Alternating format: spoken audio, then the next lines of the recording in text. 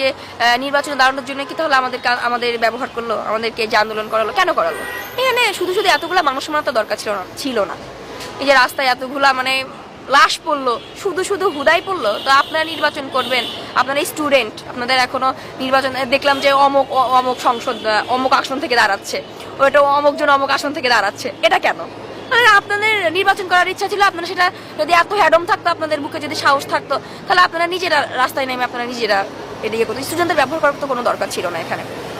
যখন আন্দোলনটা করেছি তখন কিন্তু আমাদেরকে বলা হয় না যে আমরা নতুন দল তৈরি করবো, ঠিক আছে? এটা আপনারা জানতেন কি? আপনার প্রেস লোক, আপনারা জানতেন? আমি আপনাকে কোশ্চেন করলাম, আপনারা জানতেন যে আমাদের নতুন কোনো দল হবে? এটা আমরা জানতাম না। যখন আমরা আন্দোলন করেছি তখন আমার মনে হয়েছে যে আমরা যে আন্দোলনটা করছি এটা হচ্ছে আমাদের মানে আমাদের কিছু কিছু দাবি আছে যেটা আমাদের পূরণ করতে হবে, এই জন্য আমরা আন্দোলন করছি। এই জন্য অধিকাংশ কেউই জানতো না। আমার ছোট 4 বছরের ভাই বোনেরা আন্দোলনে গেছে, ছোট পিচ্চি বাবা মারা গেছে, ঠিক আছে? এরা কি জানতো যে আমাদের নতুন দল হবে? আমরা তো জানতাম না যে আমাদের নতুন দল হবে। এটা যদি তারা আমাদেরকে আগে বলতো যে আমরা আন্দোলনটাকে রাজনৈতিক পর্যায়ে দেখছি, আমরা কখনোই আন্দোলনে যেতাম না। অ্যাটলিস্ট কে যেত কি না যেত, আমি অ্যাটলিস্ট যাইতাম না, ঠিক আছে? যে আমি তো এখানে নিজের ক্ষমতা বাস্তবায়ন করার জন্য আন্দোলনে যাচ্ছি না। আমার দেশের জনগণের মানুষের লাশ পড়ছে, রক্ত ঝরছে, এই জন্য আমি আন্দোলনে গেছি, যেখানে আমার মনে হয়েছে যে দেশের মানুষের পাশে আমার দাঁড়ানোটা উচিত।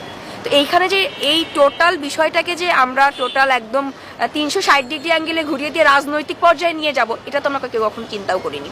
আমরা জাস্ট ব্যবহার হয়েছি, স্টুডেন্টদের শুধুমাত্র ব্যবহার করা হয়েছে। আমরা যখন আন্দোলন করেছিলাম তখন কি আমরা কে তুমি প্রাইভেট, কে তুমি পাবলিক, এটা আমরা দেখে করেছিলাম? আমরা যখন রাস্তায় একসাথে হেঁটেছি তখন আমরা হাত ধরে একসাথে হেঁটেছি। কে কোন ভার্সিটি এটা কিন্তু আমরা বিচার করে তার সাথে রাস্তায় হাঁটিনি। হ্যাঁ, তোমরা মানে আমরা সংঘবদ্ধভাবে থেকে আমরা আন্দোলনটা বাস্তবায়ন করেছি। এখানে তাহলে কেন পরে এসে বিভক্ত হলে তুমি পাবলিকের স্টুডেন্ট নাকি তুমি প্রাইভেটের স্টুডেন্ট? ঠিক আছে? তো এই যে নিজেদের ভেতরে একটা মারামারি, এটাও কিন্তু ক্ষমতা বাস্তবায়ন করার জন্য এটা হচ্ছে।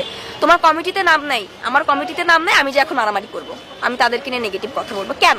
আমি কি যখন আন্দোলন করেছিলাম বা আন্দোলন করে মানে গেছিলাম তখন কি আমি নিজেকে কমিটিতে নাম দিতাম? ছাত্রলীগের মধ্যে আর আমাদের মধ্যে পার্থক্য কি থাকলো, তাই না? তারাও একটা সভাপতি ভাবে নিজেদেরকে বাস্তবায়ন করার চেষ্টা করতো, সহসভাপতি সভাপতি ভাবে বাস্তবায়ন করার চেষ্টা করতো। আমরা এখন নিজেদের নামের আগে একটা সমন্বয় লাগানোর জন্য আমরা এখন মারামারি শুরু করে দিছি, কমিটিতে নাম দেওয়ার জন্য মারামারি শুরু করে দিছি। আমার নাম কমিটিতে নাই মানে আমি এখন মারামারি করবো, ঠিক আছে? তো যখন এই আন্দোলন আমি যারা এই যে এরকম সিন্ডিকেট গুলো করছে, এই যে এইসব মারামারি, এটা কেন হচ্ছে? এই যে একই তো কারণ, তোমরা আমাদেরকে কমিটিতে কেন নিচ্ছ না? ঠিক আছে? তো এই যে শিক্ষা প্রতিষ্ঠানে রাজনীতি, এই জিনিসটা টোটালি আমি আমার ব্যক্তিগত জায়গা থেকে মনে করি তোমরা রাজনীতি শিক্ষা প্রতিষ্ঠানে অ্যাটলিস্ট করতে এসো না। শিক্ষা প্রতিষ্ঠানটাকে সম্মান করা উচিত। এখানে রাজনীতি কেন করবো? এখানে শিক্ষার জন্য আসছি আমরা। হ্যাঁ, রাজনীতির শিক্ষাটা আমি শেষ করি, আমি আমার একটা ডিগ্রি নেই, দেন আমি রাজনীতি করি। দেশ চালানোটা প্রথমেই এত সোজা জিনিস না। আমাকে দেশ দিলে কি আমি দেশ চালাইতে পারবো? আমি পারবো না কখনোই। এখন যার উপরে দেশটা নির্ভর করবে, দেশ বলতে কি শুধুমাত্র 2 অক্ষরের শব্দ না, কিন্তু এটা কিন্তু অনেক ভারী একটা শব্দ।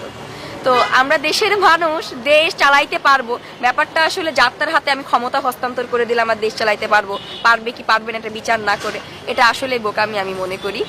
তো সব থেকে বড় কথা যে যার উপরে দেশের ক্ষমতাটা আমি দিব সে আসলে কতটুকু যোগ্য এটা বিচার করতে হবে। একজন শিক্ষার্থী বলেন, সে কি দেশ চালানোর যোগ্য? আপনার কি মনে হয় যে একটা শিক্ষার্থী, একটা অনার্স পাশ করা একটা ছেলে, মাস্টার্স পাশ করা একটা ছেলে বিনা অভিজ্ঞতায় সে দেশ চালাইতে পারবে? কখনোই পারবে না। সে কয়টা সেক্টর বুঝবে? অর্থনৈতিক, সামাজিক, হয়তোবা সে কিছু কিছু জিনিস বুঝবে, কিন্তু কখনো একটা দেশ চালানো আসলে অনেক বিরাট একটা বিষয় বলে আমি আসলে মনে করি। আর এগুলা দেশ যাত্রার উপরে হস্তান্তর করা উচিত তা বলে আমার মনে হয়। হ্যাঁ, এটা আসলে আমি মনে করি যে যারা এটা করছে, যে আমি বললাম না একটু আগে একটা কথা, যে আমি যে আন্দোলন করছি এটা তো রাজনৈতিক পর্যায়ে নিয়ে যাওয়ার কোনো দরকার ছিল না। আমার আজকে পা নাই, আমার একটা ছোট ভাইয়ের একটা পা নাই, সে আন্দোলনে গিয়ে গুলি খেয়েছে, তার মাথার ভিতরে এখনো গুলি আছে। তাহলে তোমরা যদি এটা রাজনৈতিক পর্যায়ে নিয়ে গেলে তাহলে এই বাচ্চাগুলোর কি দোষ ছিল? তোমরা তাদেরকে ব্যবহার কেন করলা?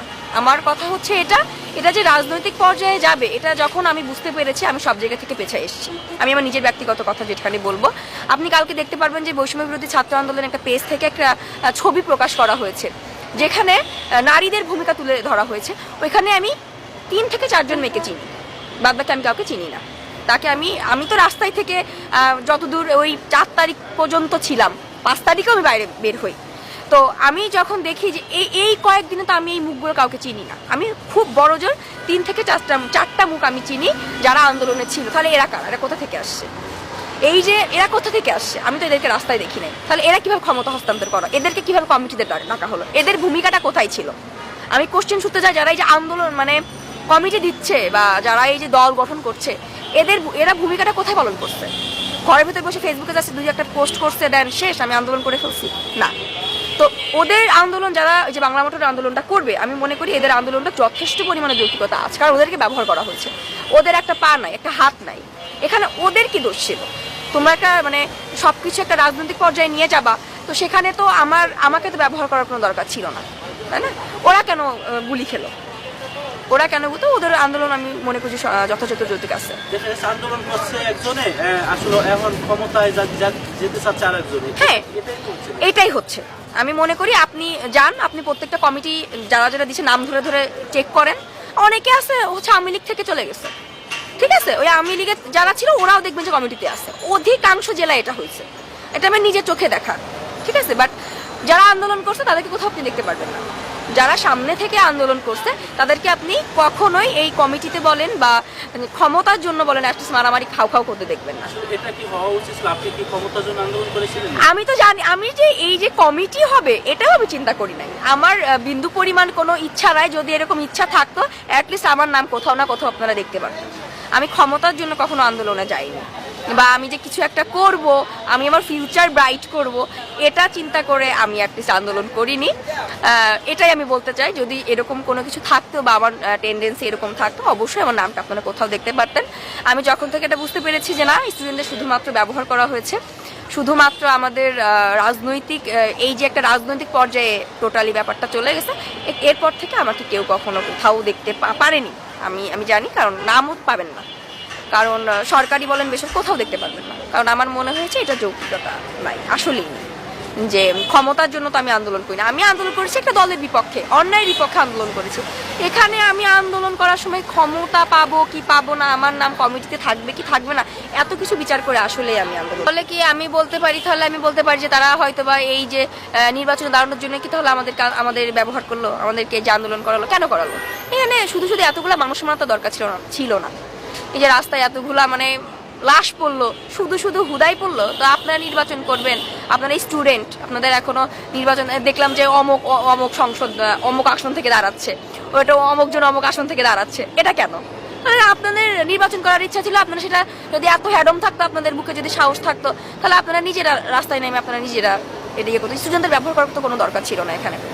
তো আর যারাই যে দলগুলো বেশি লাফালাফি করতেছে, আমি বলবো এরা এই 15 বছর করেছিল, এদের এত দাবি, এত আন্দোলন, আল্লাহ, ওই মানে টিএসসি থেকে শুরু করে এই আপনার বাংলাদেশ সচিবালয় প্রেস ক্লাব যাওয়া পর্যন্ত যায় না। প্রত্যেকটা দিন মিনিমাম পক্ষে 10টা আন্দোলন তাদের থাকে, এত দাবি, এত কিছু তাদের এই 15 বছর করেছিল। এই 15 বছর তো এত অমুক ভাই তমুক ভাই দেখলাম না, ঠিক আছে? এতদিন কই ছিল এরা? এদের এই যে সবকিছু ইচ অ্যান্ড এভরিথিং বলেন, এত দাবি আমি দেখিনি। আমি আমার ছোট থেকে বড় হয়েছে, আমি এত দাবি এত আন্দোলন ওদেরকে করতে দেখিনি।